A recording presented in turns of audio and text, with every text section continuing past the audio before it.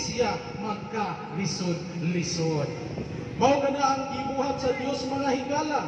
Giandam sa Ginoo ang tanan sunod sa 5 ka adlaw. Usa niya gibuhat ang tao.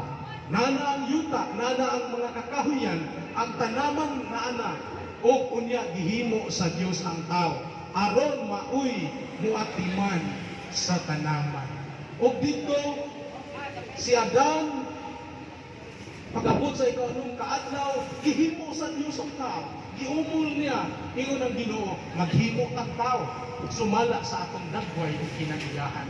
Ikaw, karon nga nagbarog diha, naglingkod sa iyong nahimutangan, imahin ka sa Dios.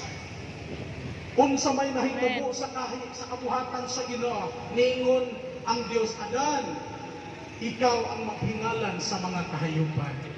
Gihatagan sa Dios og dominion ang tao. Unsay puti pasabot sa dominion, gihatagan ng otoridad ang tao sa pagdumala sa mga kahayupan. Hinganli ang mga kahayupan kay kung unsay pangan